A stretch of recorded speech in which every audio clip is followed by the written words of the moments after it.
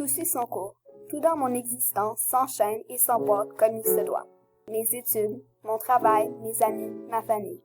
Mais j'ai tout de même l'impression de perdre mes repères.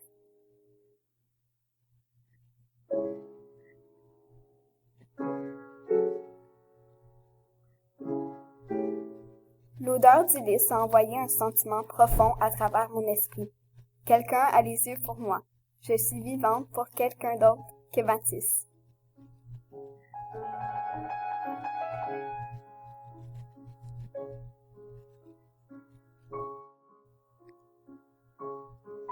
Dans un miroir, trop grand pour moi, j'ai vu mes yeux baigner dans du liquide.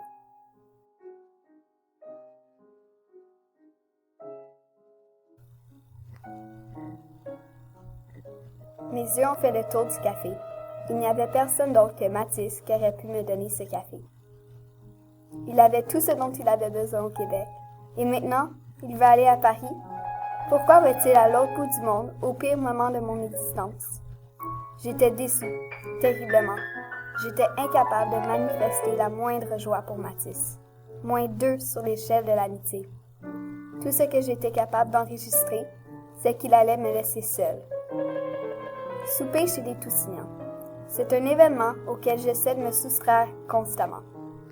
Parce que je ne réussis pas à me reconnaître parmi les membres de cette famille.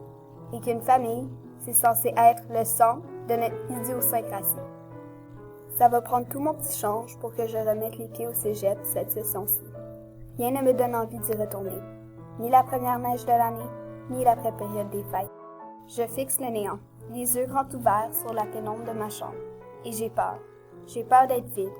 Je tente de repousser la panique que je sens monter en moi. Combien d'autres nuits à m'endormir seule?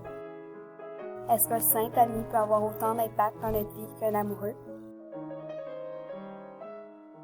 En arrivant à l'arrêt d'autobus, j'étais surprise de voir une dame d'un certain âge attendre dans l'abribus. En temps normal, j'étais seule à faire le pied de grue à cette heure-ci. D'abord hésitante, je l'ai finalement rejointe à l'intérieur des murs de plexiglas. L'inconnue de l'abribus est devenue ma psychologue. Je lui ai parlé des cadeaux de l'admirateur secret, du départ de Mathis et des difficultés que j'éprouve avec ma famille. Elle a dit très peu et s'est surtout contentée d'écouter. Je lui ai parlé et ça m'a fait du bien. C'était mon meilleur ami. Je ne m'étais jamais aussi bien entendue avec quelqu'un. Des fois, j'avais l'impression qu'il me connaissait mieux que moi-même.